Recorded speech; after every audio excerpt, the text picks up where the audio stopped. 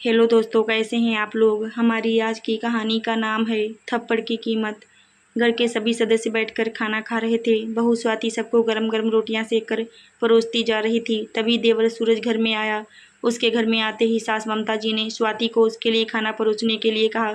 सुनकर स्वाति थाली लगाकर ले आई, लेकिन तभी थाली में लौकी की सब्जी देखकर सूरज भड़क गया। ये क्या सब्जी बनाई है, मैं ये सब्जी नहीं खाता हूँ। सुनकर ममता जी बोली, अरे बेटा, बहू ने खाना बना दिया है।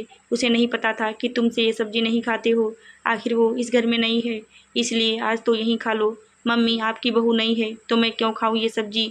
उसे खिलाना है तो अपने मायके वालों को जाकर खिलाए। सूरज बदतमीजी से बोला, देवर जी, आप ऐसे कैसे बोल रहे हो। मेरे मायके को क्यों घसीट रहे हो। स्वाति के इतना कहते ही सूरज ने उसके गाल पर थप्पड़ दे मारा। आप इस घर की बहू हो, बहू बनकर ही रहो। मेरी माँ बनने की कोशिश मत करो। सूरज के ऐसा कहने से घर के सारे लोग सख्ते में आ गए, जबकि स्वाति अपने गाल पर हाथ लगाए खड़ी देखती ही रही। उसकी आंखों में आंसू आ गए। अरे क्या कर रहा है, ऐसे कोई अपनी भाभी पर हाथ उठाता है क्या। ससुर जी ने कहा, अतुल तू बहू को अंदर लेकर जा। ममता जी ने कहा। उनके कहने पर अतुल स्वाति का हाथ पकड़कर उसको कमरे में ले आया। स्वाति, तुम बात को दिल पर मत लेना। जरूर सूरज बाहर किसी न किसी से लड़कर आया है, इसीलिए उसे गुस्सा आ गया। अतुल ने कहा, बस बहुत हो गया। मैंने ये शादी थप्पड़ खाने के लिए नहीं की थी। तुम्हारे भाई की हिम्मत कैसे हो गई मुझ पर हाथ उठाने की। स्वाति गुस्से में बोली। स्वाति, बात को समझो। अरे सूरज छोटा है भी, उसे सही और गलत की पहचान नहीं है, पर तुम तो बड़ी हो, क्यों छोटी सी बात को तूल दे रही हो। अतुल स्वाति को समझाते हुए बोला, ये छोटी सी बात है तुम्हारे लिए। तुम्हारा छोटा भाई मुझ पर हाथ उठा रहा है और तुम उसका सपोर्ट कर रहे हो। और कितना छोटा है वो, 26 साल का है वो। उसके लिए लड़की ढूंढ रहे हो तुम लोग, स्वाति ने कहा और अपना सामान पैक करने लगी। ये देखकर अतुल ने कहा, अब ये क्या नया तमाशा लगा रही हो तुम। सामान पैक करके कहाँ जा रही हो। मैं अपने मायके जा रही हूँ, क्योंकि तुम लोग तो उसे डांटना तो दूर की बात है, समझा भी नहीं रहे हो। इसका मतलब तो यही हुआ ना कि तुम लोगों की सहमति उस थप्पड़ में। स्वाति ने कहा, अब ये क्या तमाशा कर रही हो तुम। घर की बात बाहर जाएगी अच्छा लगता है क्या। नहीं, घर की बात बाहर जाए ये बिल्कुल अच्छा नहीं लगता, लेकिन घर में ये सब तमाशा हो ये भी अच्छा नहीं लगता। आखिर स्वाति ने अपना सामान पैक किया और सामान लेकर बाहर आ गई।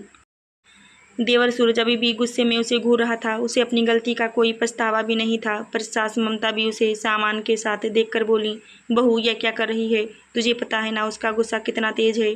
इसमें तो अक्ल नहीं है, पर तुम तो अक्ल रखो। मम्मी, यही तो समझा रहा हूँ इसे, पर ये तो समझने का नाम ही नहीं ले रही है। भला घर की बात बाहर जाएगी अच्छा लगता है क्या। अतुल कमरे से बाहर आते हुए बोला, बहू इसे छोटा समझकर माफ़ कर दे। तू भी क्या बात को पकड़ कर बैठी हुई है, ममता जी ने कहा। इससे पहले स्वाति कुछ कहती, उसके ससुर जी हाथ जोड़कर बोले, बहू भगवान के लिए इस बार मेरी बात मान लो।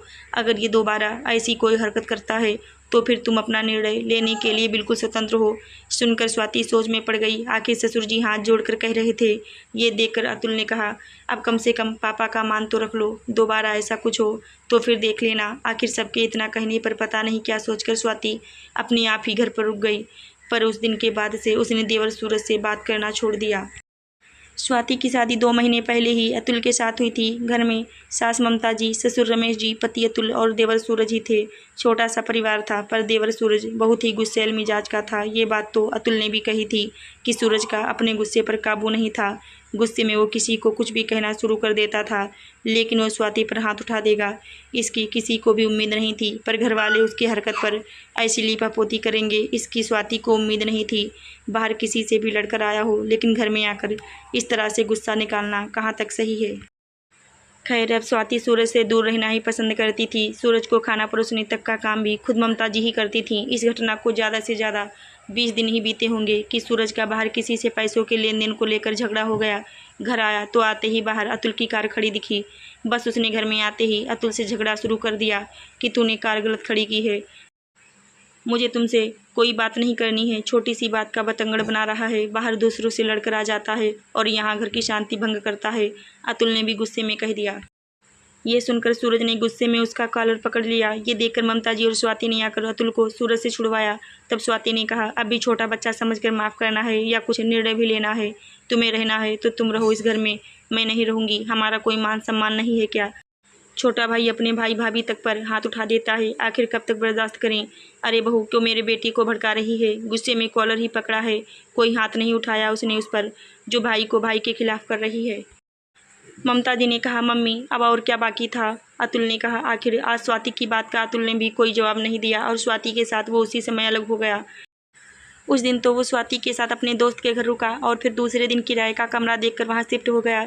इधर जब रमेश जी घर पर आए और उन्हें सब कुछ पता चला तो उन्होंने सूरज को बहुत डांटा और ममता जी से साफ कह दिया, इसे भी इसका काम खुद ही करने दो, ज़्यादा बेटा बेटा करके सिर चढ़ाने की ज़रूरत नहीं है।